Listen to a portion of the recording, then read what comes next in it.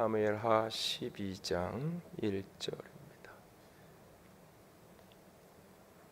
12장 1절에서부터 14절까지 1절에서 14절까지 한 절씩 돌아가면서 읽겠습니다. 여호와께서 나단을 다윗에게 보내시니 그가 다윗에게 가서 그에게 이르되 한 성읍에 두 사람이 있는데 한 사람은 부하고 한 사람은 가난하니 가난한 사람은 아무것도 없고 자기가 사서 기르는 작은 암양 새끼 한 마리뿐이라. 그 암양 새끼는 그와 그의 자식과 함께 자라며 그가 먹는 것을 먹으며 그의 잔으로 마시며 그의 품에 누움으로 그에게는 딸처럼 되었거늘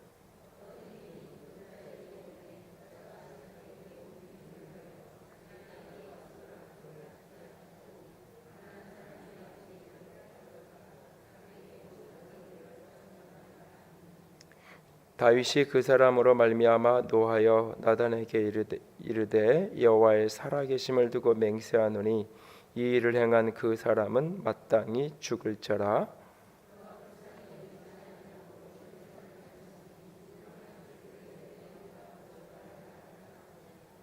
나단이 다윗에게 이르되 당신이 그 사람이라. 이스라엘의 하나님 여호와께서 이와 같이 이르시기를 내가 너를 이스라엘 왕으로 기름 붓기 위하여 너를 사울의 손에서 구원하고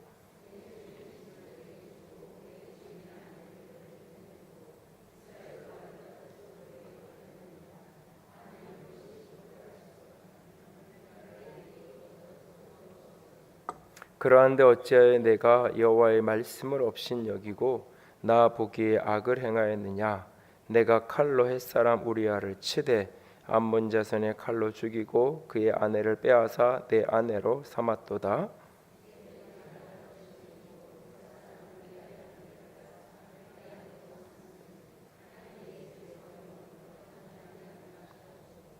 여호와께서 또 이와 같이 이르시기를 보라 내가 너와 내 집에 재앙을 일으키고 내가 내 눈앞에서 내 아내를 빼앗아 내 이웃들에게 주리니 그 사람들이 내 아내들과 더불어 백주에 동침하리라.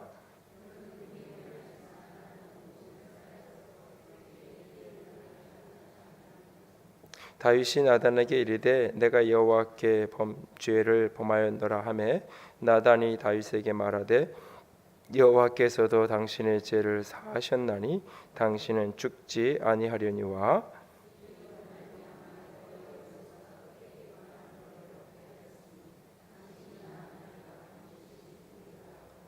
아멘. 인생을 살아가면서 누구나 다 잘못을 할 때가 있고 죄를 지을 때가 있습니다. 그리고 어느 순간 그 죄가 드러나지게 될 때가 있죠. 그때 그것을 어떻게 다루느냐 하는 것이 우리의 삶의 또 하나의 숙제입니다. 가장 좋은 것은 죄의 유혹은 끊임없이 우리에게 밀려올 때에 오지만 그 죄에 내가 빠지지 않는 것, 그 죄를 받아들이지 않는 것, 그것이 가장 좋은 것이고 가장 바람직한 것이겠죠. 그래서 늘 깨어서 기도하라고 우리에게 말씀하고 계시고 시험에 들고 나서 기도하는 것이 아니라 시험에 들기 전에, 그리고 주기도문에서도 우리에게 악에게 빠지지 않도록 우리를 위해서 악한 자에게 우리가 붙들리지 않도록 우리가 끊임없이 기도하라고 주님이 가르쳐 주기도 하셨어요. 그래서 우리는 죄를 피해 가려고 애를 쓰고 죄에 물들지 않은 삶을 살아가기 위해서 노력하며 살아갑니다. 그러나 그럼에도 불구하고 삶을 살아가다 보면 이런저런 이유로 우리는 그렇게 죄에 물들어가고 죄에 젖어 들어갈 때가 있습니다. 그리고 죄라는 것은 한 번 이렇게 발을 들이면 그것이 계속해서 이렇게 마치 늪에 빠져들어가는 것처럼 또 다른 죄와 연결되어지면서 끊임없이 죄가 확장되어지는 그런 모습들을 만나게 되어지죠. 그러던 어느 날 하나님께서 내 죄에 대해서 깨닫게 하시고 도전하셨을 때, 그것을 하나님이 그 죄를 때로는 드러나게 하셨을 때, 그때에 우리가 어떻게 그 상황 속에서 반응하고 그것을 직면해 가고 또 풀어가고 극복해 가야 하는가 하는 부분들을 다윗의 모습을 보면서 생각해 보기를 원합니다. 이번 성경학교 지난 주일까지 있었던 유치부도 그렇고 이번 주 내일 모레부터 진행되는 초등부도 그렇고 주제가 온 마음을 하나님께, 그래서 다윗의 생애를, 다윗이라는 삶을 네 과를 통해서 다루는데 그 가운데 한 장면도 결국은 다윗이 범죄했던 이 장면을 다룰 수밖에 없는데요. 어떻게 보면 신약 성경에서는 다윗을 가리켜서 하나님의 마음에 합한 자였다라고 분명히 사도행전 13장에 말하고 있고, 거기서 더 나아가서 사도행전 13장에 보면 다윗이 처음 만났을 때, 하나님이 처음 그를 이렇게 사무엘 선지자를 통해서 만났을 때 내 마음에 합한 자다, 그래서 내가 그를 통해서 내 뜻을 이루겠다라고 말씀하는 걸로 끝나지 않고, 이 사도행전 13장에 보면 그의 인생이 끝난 다음에 그를 이렇게 기록하고 있어요. 당대에 하나님의 뜻을 따라 섬기다가, 그러니까 자기가 살던 그 시대에 살아있는 동안 하나님의 뜻을 따라 섬기다가 그렇게 생명을 다한, 자신의 삶을 다한 사람, 그러니까 하나님께 부름받을 때 그 마음이 하나님께 합한 사람이었고, 그가 하나님의 뜻을 이루기 위해서 하나님이 그를 부른 사람. 그런데 그의 인생이 다 지나간 다음에 하나님이 그의 인생을 평가하면서 하나님의 뜻대로 하나님을 섬기며 살았던 사람이라고 평가를 하고 있는 것을 보게 돼요. 이것을 이제 우리는 그 성경학교 교재나 이런 것에서는 하나님을 전심으로 온 마음으로 향하여서 따랐던 사람이다, 그 마음에 하나님으로 가득했던 사람이다 라고 다윗을 평가합니다.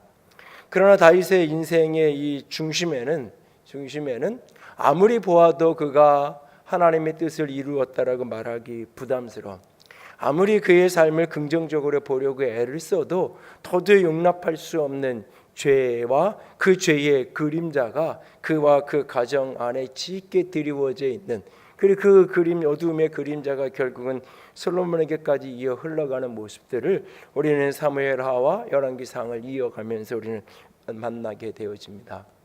그럼에도 불구하고 어떻게 하나님은 이런 다윗이라는 사람을 하나님의 뜻을 위해 부르셨고 하나님의 뜻을 이루며 섬겼며 살았던 사람이라고 할 수 있을까?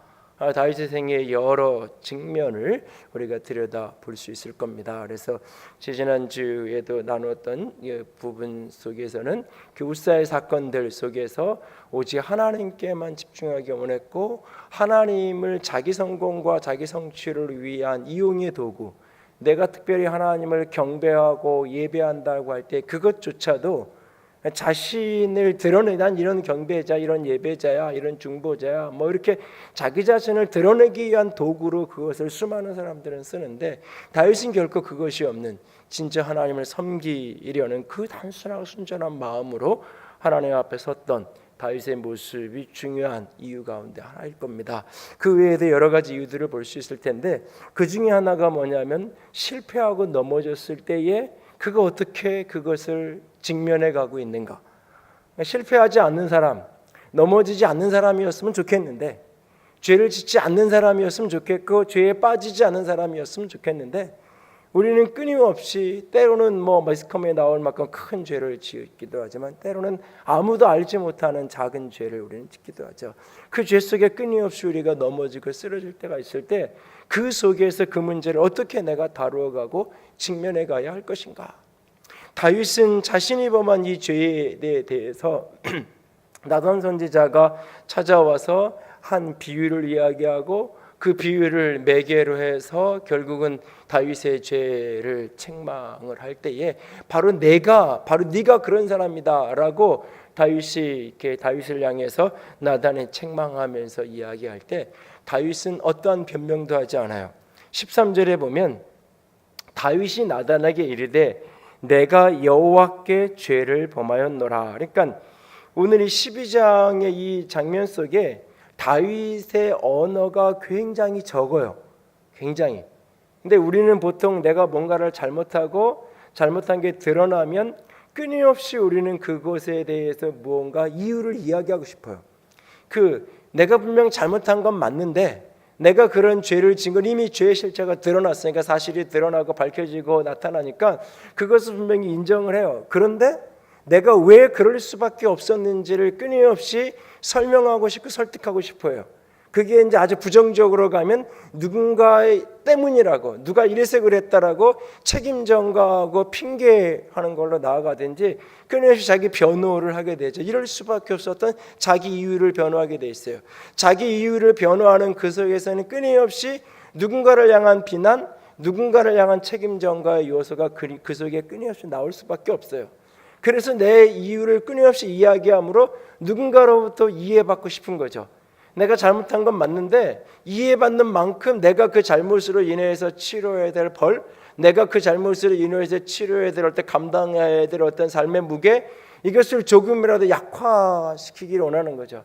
끊임없이 자기 변호를 하게 되어 있고 자기 변명을 하게 되어 있어요. 사울이 대표적으로 그런 모습이 등장하잖아요. 선지자를 통해서 그가 하나님의 말씀에 순종하지 않은 것에 대해서 책망할 때 끊임없이 그는 이 백성들이 완악하고 백성들이 너무 그래서 그랬다고 백성들을 핑계대고 책임 전가하잖아요. 금송아지 우상의 사건에 아론도 그렇게 하잖아요. 아담도, 첫사람 아담도 결국 누가 너 이거 먹게 했냐라고 그랬을 때 저 여자 때문이라고, 그 표현에서 그냥 단순히 저 여자 때문이라고 말하지 않고 하나님이 주신 저 여자 때문이에요 이렇게 말하고 있어요. 하나님도 원인 중에 하나로 끌어들이는 거예요. 그러니까 하나님이 도와주셨으면 피할 수 있었을 텐데, 하나님이 미리 막아주셨으면 내가 이런 일을 하지 않았을 텐데 라고까지 그리스도인이 자기 죄 속에 자기 변호의 마지막 모습이 그거예요. 하나님이 나를 은혜 주지 않아서, 하나님이 나 도와주지 않아서, 그때 내가 그 기도 제목으로 기도할 때 하나님이 응답해 주지 않아서 결국 내가 이렇게 된 거 아니냐고. 자기가 죄를 지어놓고도 결국은 마지막에 가면 궁극적으로는 하나님에 대해서까지 책임 전가하고 탓하는 모습이 대부분의 사람들의 모습이에요. 다윗은 이 장면 속에서 딱 한마디밖에 안 해요. 내가 여호와께 죄를 범하였나이다. 내가 하나님께 죄를 범했습니다.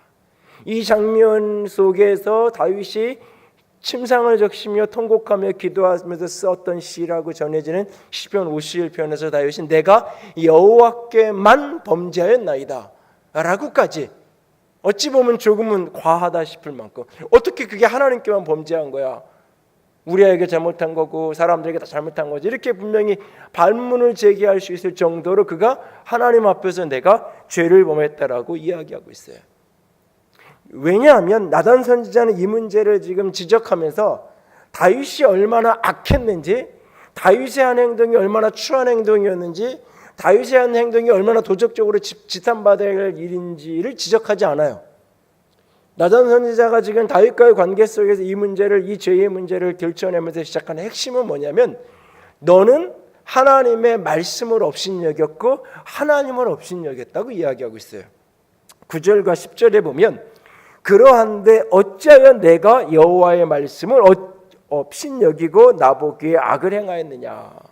10절에도 이제 내가 나를 업신여기고, 그러니까 그 모든 행동에 결국은 내가 어떤 죄를 지었든지 그 죄에 대한 어떤 이유가 있든지 나름대로 그 이유를 합리화시킬 수 있고 나름대로 변호할 수 있는, 그래서 누군가 내 편에 우군을 만들어줄 수 있는, 이거 죄는 분명히 맞지만, 이거 잘못한 건 맞지만 당신이 더 큰 잘못한 거 아니야, 이거 잘못한 건 맞지만 이 정도는 이해할 수 있는 거 아니야 라고 누군가가 변호해 줄 수 있는 우군을 만들기 위해서 끊임없이 자기 변호를 하고 자기 변명을 하고 누군가에게 책임 전가를 하는 그런 태도가 아닌, 다윗은 이 모습 속에서 결국 가장 궁극적으로 이것 형편이 어떻게, 상황이 어떻게 됐든지, 어떤 핑계와 어떤 책임 전가를 되든지 상관없이 이것은 하나님과의 나와의 관계 속에서 내가 하나님을 존중하지 못한, 하나님을 업신여긴, 하나님에 대한 믿음으로 온전히 갖지 못한 모습이었다는 거예요. 내가 하나님 앞에서 잘못한 거였다. 내가 여호와께 내가 죄를 범했다. 하나님 앞에 범죄했다.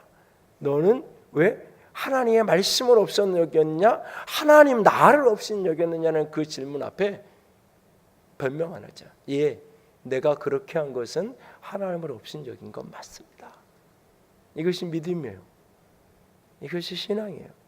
그러니까 내가 성공했을 때, 승리했을 때 하나님을 인정하고 찬양할 뿐만 아니라 다윗은 지금 가장 처절하게 실패하는 그 순간 속에서도 하나님을 인정하고 있는 모습을 보게 돼요.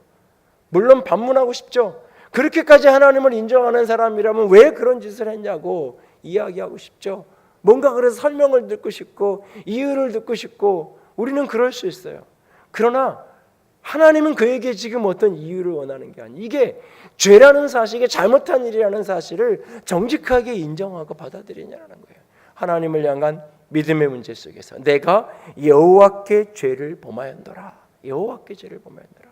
다윗은 이 모든 일들 속에서 가장 마음 아프고 가장 상처받고 가장 고통받은 이는 여호와 하나님이라는 걸 아는 거예요. 그분이 나를 얼마나 사랑하셨고 그분이 내게 어떤 은혜를 주셨고 그분이 어떤 위기의 순간마다 나를 보호해 주셨는데 그걸 믿지 못하고 그걸 신뢰하지 못하고 자신의 인간적인 생각과 인간적인 판단으로 움직이는, 그래서 결국은 그 자리까지 누군가로부터 비난받을 수밖에 없는 그 자리에 서 있는 그 모습을 바라보면서 하나님이 손가락질하고 하나님도조차도 비난할 수 있다면 차라리 속이 편한데, 차라리 여러분 누군가가 죄를 범했을 때 내가 사랑하는 사람이든 아는 사람인지 뭔가 잘못됐을 때 나도 같이 손가락질할 수 있는 위치고 그런 관계만 차라리 편해. 욕하고 말면 되니까. 나와 그의 관계가 도저히 그럴 수가 없어. 그래서 내가 그의 곁에 서서 같이 욕을 먹을 수밖에 없고 같이 비난받을 수밖에 없는 처지가 될 때 참으로 고통스러운 거예요, 사실은. 하나님이 지금 그래서 뒤에 14절에 가면 여호와의 원수가 크게 비방할 거리를 얻게 했다. 이게 하나님의 원수, 다윗의 원수가 아니라 다윗을 개인적으로 싫어하던 사람들에게 딱 좋은 건수 잡아가지고 다윗을 무너뜨릴 수 있는 어떤 그런 기회 만들었다는 게 아니라 여호와의 원수가 자 비방과 하나님한테 가서 하나님 다윗만 믿더니 하나님 다윗 마음 아프다고 하시더니 하나님 다윗 한번 꼴 좀 보세요 라고 하나님의 원수가 하나님 앞에서 비방할 수 있는 거리를 만들어 주었다라고 이야기하고 있어요. 그러니까 이 모든 사건 속에서 다윗은 지금 하나님 앞에 내가 어떠한 죄를 졌는지를 잘 깨닫고 있는 거예요. 이게 회개예요. 다윗의 침상을 적시는 그 눈물의 회개는 자기 연민이 아니에요. 자기 후회가 아니에요. 자기 비난이 아니에요. 자기 신세가 처량해서 내가 어쩌다가 이런 처지까지 왔나 해서 이렇게 우는 게 아니에요. 그의 눈물의 그 진정한 회개는 하나님 그분 때문에 우는 거예요. 나를 사랑하시는, 나를 믿어주셨던 그 하나님의 사랑 앞에 내가 살았던 이 삶의 초라한 모습 앞에 하나님 앞에 내가 여호와께 죄를 범했다. 오늘 그것을 바라보고 있는 거예요.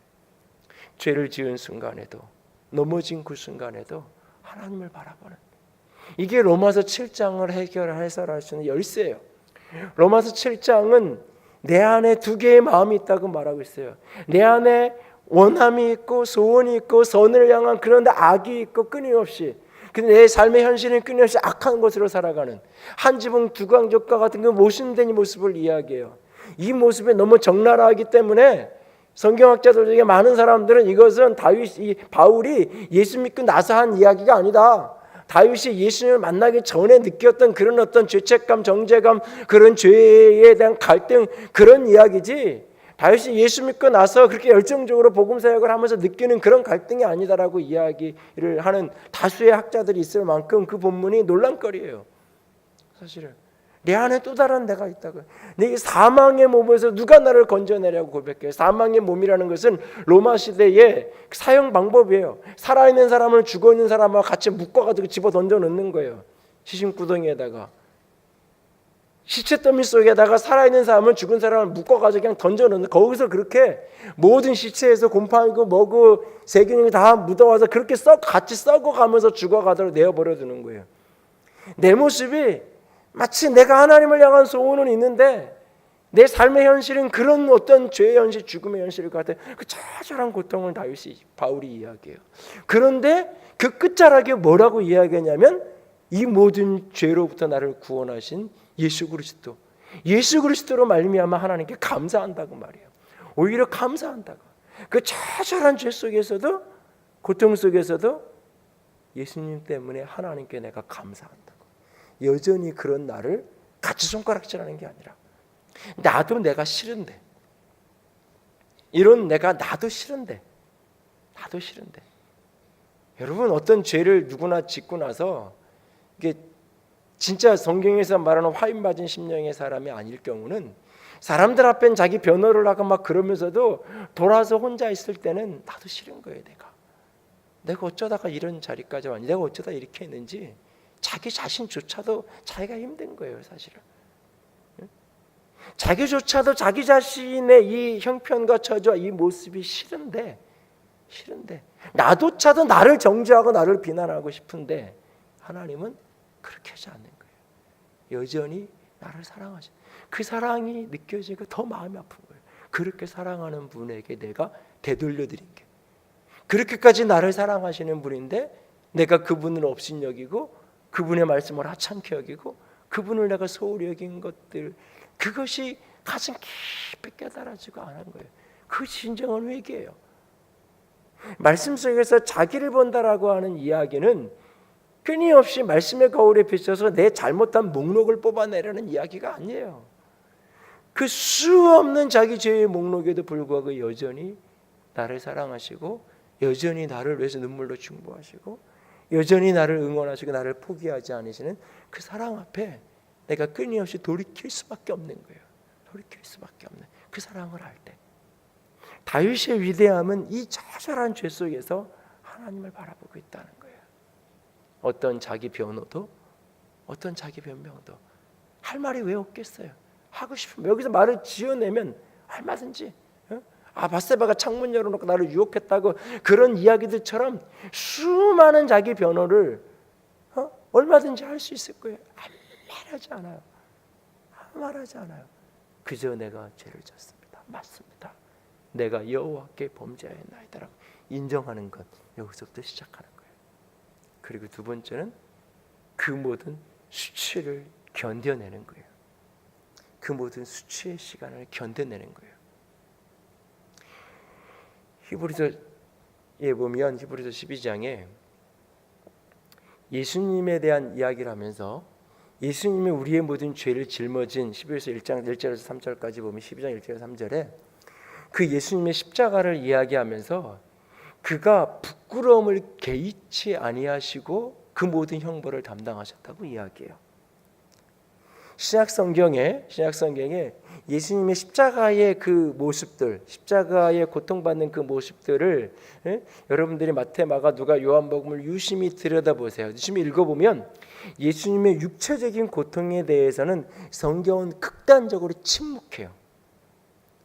어디가 어떻게 찢겨져 나갔고 피가 어떻게 흘렀고 그 육체가 얼마나 고통스러웠는지는 아주 정제된 언어로 표현해요. 그냥 못에 박혔다, 가시에 찔렸다, 아주 정제된 언어로 육체의 고통에 대해서 아주 소극적이고 수동적으로 언급을 해요. 그거를 이제 많은 이런 어떤 작가들이 상상력을 동원해서 그것을 가지고 이제 영화를 만들고 글을 만들어내는 거죠. 그래서 많은 그 모습을 상상하면서, 그런데 성경은 그 모습은 굉장히 축소하면서 굉장히 절제하면서 표현하는데 굉장히 직설적으로 반복해서 표현하는 게 뭐냐면 예수님이 어떤 수치를 당했느냐는 계속해서 표현해요. 어떤 조롱과 멸시를 당했는지는 끊임없이 표현해요. 군병들에게 어떻게 조롱당하고 어떻게 침뱉음을 당하고 지나가는 사람이 어떻게 손가락질하고 심지어는 함께 십자가 옆에 양옆에 매달렸던 그 강도들, 그들은 자신의 죄로 자신들의 죄의 결과로 십자가에 같이 매달려 있는 그런 처짐에도 불구하고 예수님을 손가락질하고 비난하고 있는 그 모습. 머리부터 발끝까지 아무것도 걸치지 않은 채로 완전히 발가벗겨진 채로 공개된 장소에 그렇게 나무에 매달려 있는 그 모습. 더군다나 나무에 매달리는 것은 신의 저주를 받은 죽음, 가장 치욕스럽고 가장 저주스러운 죽음. 그래서 지금도 중동이나 이런 데서 이 유럽이나 미국 사람들하고 이렇게 이슬람하고 전쟁 갈등이 생겼을 때에 사람들을 죽이거나 그러면 나무에 매달려 놓는 거예요. 다리에 매달려 놓거나 머리나 시체를, 이게 가장 수치스럽게 사람을 죽인, 가장 저주스럽게 사람을 죽인 그런 모습이에요. 나무에 매어 달린 구약의 이스라엘 백성들이, 특별히 유대인들이 예수님을 믿음의 구주로 메시아로 받아들이게 가장 큰 걸림돌 중에 하나가 예수님이 나무에 달려 죽었다는 이유예요. 나무에 달려 죽은 거는 하나님의 저주받은 죽음. 어떻게 하나님의 아들이 하나님의 저주받은 죽음의 모습으로 죽을 수 있느냐? 이거는 우리는 복음으로 해석하는 거죠. 우리의 저주를 예수님이 친히 저주를 받음으로 우리를 저주로부터 해방한 것이라고, 구원하신 것이라고 우리는 그렇게 복음으로 해석하지만, 이 복음으로 이걸 받아들이기 전에 사람들에게 너무나 힘든 거예요. 예수님의 십자가의 그 모든 모습을, 고난 중에 가장 깊은 고난을, 수치심의 모습을 끊임없이 성경은 아주 직설적으로 묘사하고 있어요. 왜 그러냐? 죄로 말미암아 오는 가장 큰 고통이 수치심이에요. 수치심이에요. 죄 때문에 당하는 외적인 고난과 어려움은 내가 죄 졌으니까, 잘못했으니까 이 정도는 나는 각오했어. 이 정도는 내가 짊어져야지.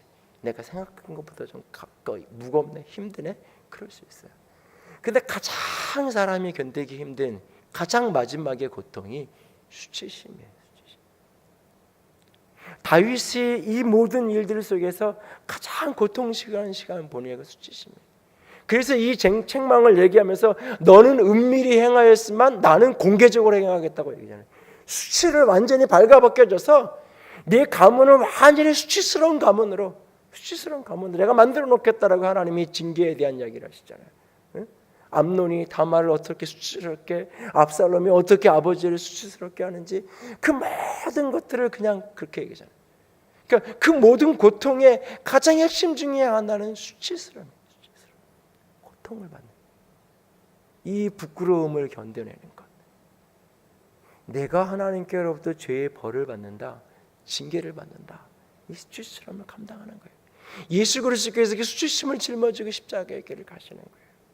동시에 그가 그 길을 가셨지만, 다 용서하셨지만 그 죄의 결과, 그 죄로 말미암은 저주가 아닌 내가 잘못한 일의 결과, 내가 먹어야 될 약을 시간 맞춰 먹지 않으면 그 약 먹지 않은 것 때문에 내가 몸에 이상이 올 수 있는 것처럼 때로는 그 결과를 내가 짊어지는 거예요. 죄의 결과로 찾아오는 수치. 창세기 3장도 죄를 지은 인간에게 찾아온 가장 첫 번째 모습이 수치잖아요. 수치심이잖아요. 그래서 그 나뭇잎으로 해가 자기 몸을 가리는 그 행동이 죄를 지은 인간이 가장 먼저 하는 거잖아요. 죄를 지은 인간이 가장 먼저 하는 게 하나님의 낯빛을 피해서 숨는 거잖아요. 수치심에 숨고 싶은 거예요. 그 숨음의 가장 극단적인 모습이 스스로 자기 목숨을 끊기도 하는 거죠. 그 수치심을 못 견뎌서 결국 마지막에, 그러니까 우리가 이 죄로 말미암아 수치를 당하게 될 때, 하나님이 그걸 당하게 하시면, 어쩌면 이 장면을 보면서 다윗은 이렇게 생각했을 거예요. 차라리 하나님이 나를 여기서 죽이는 게, 내가 이런 잘못을 했을 때 뒤에 보면 다윗의 아들이 죽잖아요. 차라리 내가 죽는 게 나았을 텐데. 수없이 어쩌면 다윗은 수없이 그렇게 성경에 언급되어 있지 않지만 그런 기도를 했을지도 모르겠어요. 그 일해 동안 그 아이가 병들어 있다는 이야기를 듣고 그가 금식하면서 기도할 때 그가 내내 계속했던 기도는 아마 그 기도였을 거예요. 차라리 그냥 나를, 생명을 걷어가시고 나를 죽이고 저 아이 살리고, 그냥 내가 다윗에게 잘못했고 내가 하나님께 벌 받았어, 그래서 좀 일찍 죽었어, 그냥 그게 내가 그냥 죄값을 치르고 내가 죄값을 그냥 감당하고 깨끗하게 끝날 수 있는. 그런데 살아서 그 수치를 다 겪어야 되잖아요. 그가 살아서 그 수치를 다 견뎌내야 되잖아요. 그 견딤의 과정 속에 끊임없이 그는 하나님의 주권을 인정하는 거예요. 하나님이 그 일을 겪게 하시면 사람이 나를 이렇게 하는 게 아니라는 거예요. 시므이가 도망갈 때 막 조롱하고 손가락질할 때도 가서 저 사람 저 죽여버리겠다고 해도 아니라고, 하나님이 시키는 거라고. 지금 내가 당하는 이 수치는 내가 죄 지은 결과를 내가 그 징계를 받는 것뿐이라고. 징계는 징계 받는 사람이 크다 작다 할 수 있는 게 아니에요. 징계를 내리는 사람이 결정하는 거예요. 받는 사람이 이거 나 너무 징계가 커서 나 못 받겠습니다. 그건 회개가 아니에요. 이 매맞는 거 나 너무 많으니까 이거 좀 줄여달라고 우리 거래하자고. 내가 이 정도면 내가 죄값 치르겠다가 이것 좀 내가 감당하겠는데 이건 못 받겠다고. 그건 회개가 아니에요. 심판주가 하나님이시니까 그분께서 수치를 겪게 하시고 그 시간을 견디려 하시면 견뎌내는 게 믿음이에요. 근데 이게 고통스러운 거죠. 고통스러운 거죠. 어떤 영광보다 더 고통스러운 기간이죠. 사실은 힘든 기간이죠. 근데 다윗은 그 기간을 견뎌내요. 그 기간을 하나님의 사랑 앞에 견뎌내요. 그리고 세 번째로 그는 자신의 범죄로 그 고통을 견뎌내면서 누가 가장 고통스러울까? 내 죄 때문에, 내 잘못 때문에 누가 가장 아플까? 그걸 생각하는 거예요. 그리고 그 사람을 가장 깊이 사랑하기 시작해요. 하나님 앞에 내 죄를 깨닫고 하나님 앞에 회개한다 그래서 사람에 대한 내 책임 아무것도 없다. 끝. 하나님 앞에서만 나는 용서받으면 되고 치료하면 돼. 이게 아니에요. 내 죄 때문에, 내 잘못 때문에 누가 가장 고통스러울까? 우리아의 아내 바세바죠. 오늘이 12장 후반부 넘어가기 전까지 계속 성경은 바세바라고 부르지 않아요. 그를 우리아의 아내라고 계속 기록해요. 다윗이 범죄한 사건, 이것은 다윗의 범죄임을 증명한 우리아의 아내라고. 그런데 이 12장을 쭉 읽어 내려가다 보면 12장 24절에 가면 다윗이 그의 아내 바세바를 위로하고, 다윗이 이 모든 죄를 짓는 동안 누가 가장 고통스러웠을까? 가장 고통스러웠을까? 당시서 이걸 자꾸 오늘날의 관점으로 이렇게 이 본문을 성경을 이해할 때 21세기의 어떤 이 자유분방하던 이런 시대 속에서 어떤 본문을 이해하고 어떤 오늘날의 관점에서 이런 어떤 다윗의 이야기나 이런 이야기들을 영화나 이런 걸 각색해놓은 그런 어떤 것 개념으로 생각하니까 자꾸 바세바가 굉장히 관능적인 미인이었고 바세바가 굉장히 다윗을 유혹했고 일정한 부분 바세바도 이 상황을 즐겼고 이런 식으로 우리는 자꾸 본문을 이해하려는 경향성이 있어요. 물론 그렇게 볼 수 있는 가능성이 제로는 아닐 거예요. 본문에 성경이 말하지 않으니까 그렇게 추측하는 것이 100% 틀렸다고 말하지 수는 없을 거예요. 분명히. 그러나 당시 사회에서 왕은 전제군주예요. 왕이 오래면 왕은 그냥 법이에요. 그냥 법이에요. 왕이 오라는데 나는 못 갑니다. 나는 싫습니다. 그냥 죽는 거예요. 그럴 수 있는 사람? 그럴 수 있는 힘 있는 사람? 없어요. 없어요. 그가 햇사람 우리야, 햇사람 이방이잖아요. 우리아의 아내, 이스라엘 안에 이 예루살렘 안에 특별한 인맥이 있고 찾아갈 친정 아버지가 권력자고 돈이 많고 그래서 오라버니가 힘 있는 사람이요. 그래서 누구한테 연락해가지고 이런 상황이 있다고 좀 어떻게 해달라고 추측컨대 그런 배경이 거의 없는 사람일 가능성이 많아요. 이 사람이. 그런 상황 속에서 왕에게 끌려가서 왕에게 짓밟히며 잠자리를 해야 되는 그 고통이, 그리고 어느 날 자신의 남편이 그 비극적인 스토리를 다 바세바는 어쩌면 알지 못했을 거예요. 다윗이 음모를 꾸미고 우리아를 죽이기 위해서 전개했던 그 모든 다윗과 요압 사이에서만 알고 있던 그 비하인드 스토리를. 그러나 어느 날 그 남편이 싸늘한 시신이 되어서 자신 앞에 놓여 있는 그 상황, 그리고 그 원치 않는 그 아이, 그래도 내 아이잖아요.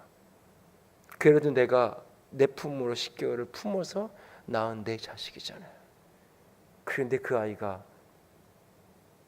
죽어가는 그 싸늘한 시신을 부둥켜 안고 있는 이 밧세바의 고통이 어떤 고통인지, 사람이 어떤 상황에 몰리면 내 고통이 가장 커 보여요.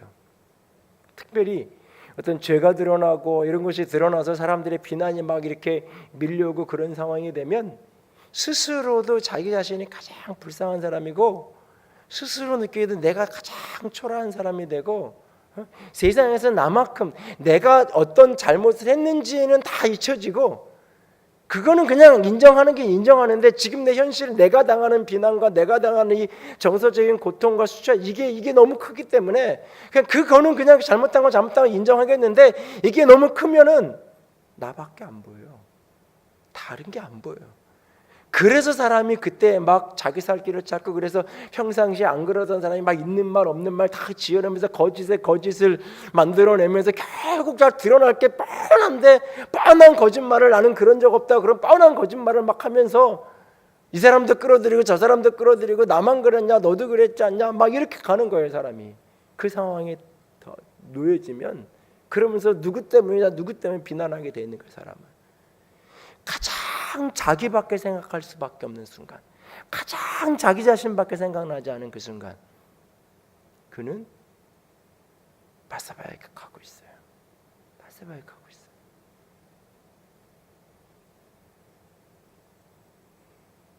여러분, 이것은 가장 고통스러운 순간이지만 나보다 더 고통스러워하는 사람이 있다는 거예요. 나보다 더 아픈 사람이 있다는 거예요.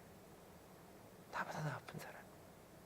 많은 사람이 죄를 짓고도 나 때문에 피해를 당한 그 피해자의 아픔에 공감하지 못하는 이유 중에 하나는 뭐냐면, 나도 힘들었다 이거예요.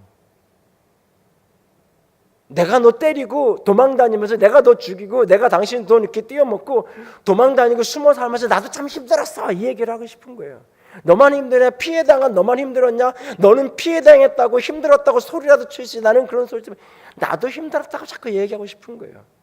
그래서 하나님 앞에서 이렇게 돌이키고 회개하고 나면 그 피해자의 고통에 공감하고, 내가 뭔가 배상을 하고, 그 피해자가 마음이 누그러질 때까지 어떤 최대한의 노력을 하고, 이런 거를 하려고 하지 않는 거예요. 그냥 한 번 정도 내가 용서했어, 내가 용서했다고 내가 잘못했다고 빌면 그냥 당연히 용서해주고, 당연히 상대방이, 피해자가 내가 이만큼 고통을 겪으면서 내가 이만큼 용기를 내서 내가 이렇게 미안하다고 말하면 용서해 주는 것은 당연한 거라고 생각을 해요. 그래서 이 피해자의 고통에 공감하는 게 안 되는 거예요. 제가 작년에 설교 때 한번 인용했던 미량이라는 영화의 그 장면은 영화 속의 한 장면이야. 우리 생활 속에서 우리가 늘 범하는 모습이에요. 우리가 사실은 어떻게 그렇게 어린아이를 살인해놓고 자기 혼자 용서받아다 그렇게 편안하게, 그렇게 좀 극단적으로 확대해서 그 영화 속에서, 책에서도 묘사가 되지만, 사실 우리의 생활 속에서도 내가 누구한테 잘못해놓고도 가서 내가 미안해 그러고는 상대방이 용서해주지 않으면 화내잖아요. 내가 사과하는데 그거 받아들여주지 않는다고 삐지고 화나고 기분 나쁘고, 내가 이렇게 이만큼 가서 용기 내서 용서해달라고 그러고 잘못했다 그러는데 어떻게 나한테 그럴 수 있냐고 더 욕하고 다니잖아요. 저 용서할지도 모르고, 저 마음에 긍휼도 없고 사랑도 없고 저렇다고, 내가 뭐 하나 잘못해 그걸 꽁 하고 그렇게 오랫동안 저렇게 사람을 힘들게 하고 저러냐, 오히려 더 그걸 말거리로 만들어서 비난하고 손가락질하고 다니잖아요. 우리도 사실은 나 때문에 그 사람이 얼마나 힘들었는지, 내 고통 때문에 그 사람의 고통이 하나도 안 보이는 거예요. 근데 다윗은 달랐던 거예요. 다윗은 이 순간 자기 고통뿐만 아니라 자기 고통 너머에 밧세바의 고통이 보이는 거예요. 밧세바에게 얼마나 책임 전가하고 싶었겠어요. 밧세바에게 얼마나 그에게 모든 책임을 전가하고 그에게 모든 비난을 떠넘기고 싶겠어요. 어쩌면. 그런데 그렇게 하지 않아요. 이 모든 나의 범죄, 이 모든 나의 잘못에서 누가 가장 아팠을까? 아픔에도 아프다고 소리조차 질리지 못하면서, 고통스러워도 고통스럽다고 말조차 하지 못하면서 누가 가장 고통스러웠을까? 그 사람을 찾아가는 거죠. 그리고 그를 품어안는 거예요. 그리고 하나님은 그에게 축복하는 거예요. 고통 속에 견뎌나가야 될 시간이었지만 끊임없이 수치를 겪어야 되는 시간이었지만 솔로몬을 볼 때마다 그에게 숨쉴 구멍이 있었던 거예요. 끊임없이 비난이 밀려오고 끊임없이 수치를 견뎌야 되는 시간은 흘러가야 했지만 그 솔로몬을 바라볼 때마다 하나님이 나를 여전히 사랑하시는구나. 하나님이 나를 사랑하시는구나. 그 사랑 붙들고 하나님이 이거 견디게 하시는 데는 이유가 있고 이 견딤의 끝자락에 하나님이 분명히 영광으로 이루어 가실 거고 이 모든 일들, 내가 망가뜨린 일들이고 나의 죄 때문에 일그러진 일들, 그러나 하나님이 반드시 되돌려서 하나님이 하실 일을 하실 거야. 여디디야, 나는 여전히 너를 사랑한다. 바로 내가 그 사람이라고 이야기했던 그 나단을 통해서 하나님은 사랑의 메시지를 주셨잖아요. 내가 너를 여전히 사랑한다, 여전히 사랑한다. 그 솔로몬을 볼 때마다 그래, 하나님은 나 사랑하지. 세상에서 수없는 수치를 겪어도 집에 돌아와서 그 아이 하나를 알았을 때 거기에 숨쉴 구멍을 만들면서 인생의 노년에 하나님이 이 아이를 통해서 성전을 짓겠다 하셨으니 인생의 마지막 남은 모든 에너지를 다 쏟아부어서 그 하나님의 집 짓는 일을 위한 모든 준비를 하는 것으로 자신의 인생의 마지막 순간을 마무리하고 있는 다윗의 모습. 오늘 우리의 인생 속에, 우리의 삶 속에 내가 왕이 되는 것, 그게 인생의 목적이 아니에요. 다윗이 왕이 되는 게 인생의 목적이 아니에요. 다윗이 성공한 사람이 되는 게 인생의 목적이 아니에요. 다윗이 역사의 위대한 인물이 되는 게 인생의 목적이 아니에요. 하나님이 다윗의 아들을 통해서 성전을 지어야 돼요. 그 솔로몬을 통해서 하나님의 집을 다윗이 그것까지 견뎌내지 않았다면, 다윗이 그날 밧세바를 다시 버리지 않고 품어내지 않았다면 하나님의 그 뜻은 이루어질 수 없었던 거예요. 되돌아나서 보니까 우리는 다 알 수 없었지만 결과론적으로 마지막 모습을 보니까 하나님의 그런 숨은 역사가 있었던 거예요. 그러면 거꾸로 하나님이 그랬기 때문에 운명적으로 다윗이 이렇게 된 거 아니냐라고 사람들은 역으로 끊임없이 반문하고 싶지만 그건 다 무의미한 이야기예요. 우리의 인생에 어떤 고통이 있든지 아픔이 있든지 그 순간 특별히 내 죄와 내 허물이 깨달아지고 드러나고 하나님이 그것을 들춰내실 때 개인적으로 하나님이 바로 너다라고 말씀하실 때나 때는 공개적으로 그러실 때는 어떤 때든지 가장 가슴 아픈 분이 우리 하나님인 것을 기억하고 사람 앞에 변명하고 사람 앞에 이해받으려고 애쓰지 마세요. 사람은 내 마음도 모르고 내 행동도 모르니까 말해야 알아요. 아니 말해도 다 못 알아들어요 사실은. 근데 하나님은 다 알아요. 하나님은 알아요. 어떤 동기였는지, 어디만큼까지는 악한 심성이었고, 어디만큼까지는 어쩔 수 없는 거였고, 어디만큼까지는 네가 속은 거였고, 어디만큼까지는 네가 불신앙이었고, 하나님은 내가 말하지 않아도 다 알아요. 누구 때문이라고, 어떤 것이 내가 두려워서 이랬다고 말하지 않아도 하나님은 다 알아요. 사람은 그게 모르니까 자꾸 사람에게 내 변호를 자꾸 하고 싶어져요. 아니에요. 중요한 것은 그 순간에 하나님을 바라보는 거예요. 하나님, 내가 당신께 잘못했습니다. 그리고 주님이 이 모든 잘못에 대해서 내게 징계하시면 내가 징계를 받겠습니다. 징계가 없으면 사생아라고 했는데 사랑하기에 징계하신다고 하셨는데 주님이 나에게 이 수치의 징계를 견디라 하시면 이 속에 하나님의 뜻이 있음을 믿고 나는 견뎌가겠습니다. 그리고 하나님, 나보다 더 아픈 사람, 더 고통스러운 사람, 피해를 당한 사람, 더 많은 눈물을 흘려야 했던 사람, 더 많이 외롭고 고통스러워했던 사람, 내가 그 사람을 부둥켜 안겠습니다. 그 사람을 더 사랑하겠습니다. 그때 하나님이 거기에서 숨쉴 구멍을 내시고 하나님이 하실 또 다른 일들을 이루어 가시는 겁니다.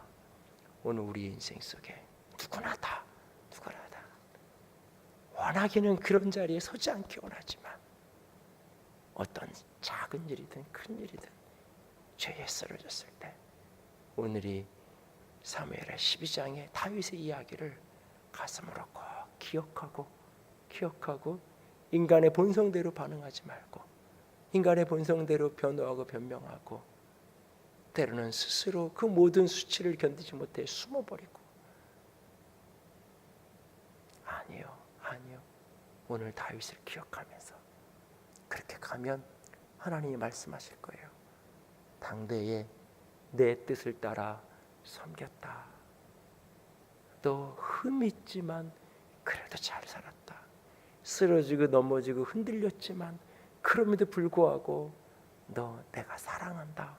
주께서 우리에게 분명하게 확증시켜주고 확인시켜 주실 것입니다. 그 안 안에 붙들고 승리할 수 있기를 주님의 이름으로 부탁을 드립니다. 기도합니다.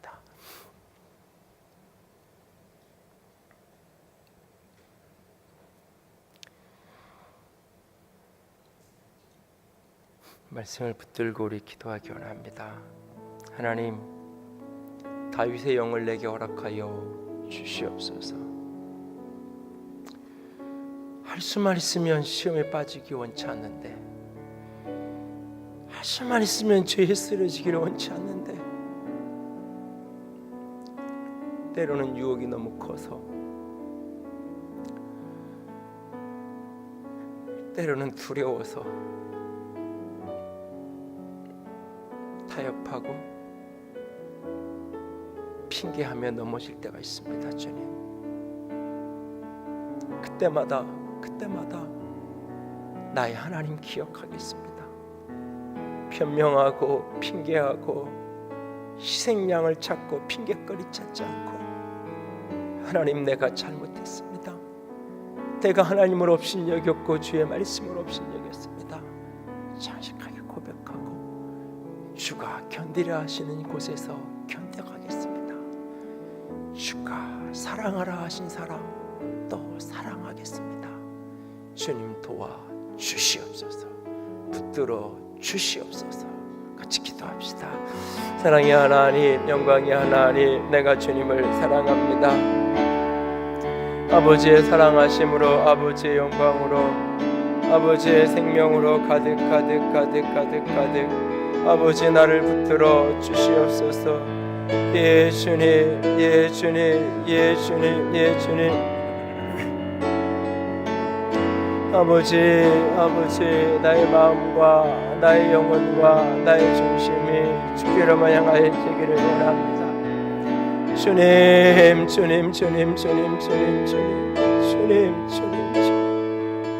넘어지고 흔들리고 또 흔들립니다.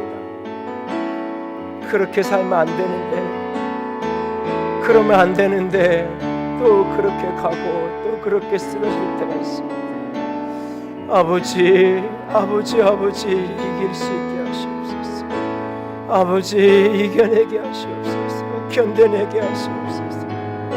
아버지 그 속에 하나님을 바라보기 원합니다. 여호와의 말씀을 나실 업신여기지 않기 원합니다. 하나님만을 존중하며 사랑하며 또 사랑하기 원합니다. 아버지 아버지 도우시옵소서. 어떤 수치도 어떤 부끄러움도 능히 감당하기 원합니다. 아버지 도우시옵소서. 핑계하지 않겠습니다. 책임 전가하지 않겠습니다.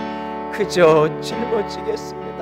여디디야 사랑하시는 주님, 내가 너를 여전히 사랑하노라. 여디디야 내가 너를 여전히 사랑하노라. 여호와께서 사랑하시는 자라. 주님 그한 말씀 붙들고 주님 여전히 나를 사랑하신다 하시오니 그한 말씀 붙들고 오늘도 걸어가겠습니다. 아버지 사랑의 영으로 덮으시옵소서. 아버지 사랑의 영으로 덮으시옵소서. 아버지 사랑의 영으로 덮으시옵소서. 아버지 넘어지고 쓰러질 때 다시 일어날 수 있게 하시옵소서. 견뎌내게 하시옵소서. 견뎌내게 하시옵소서. 그 모든 수치를 견뎌내게 하시옵소서. 우리가 반드시 승리하시옵소서. 아버지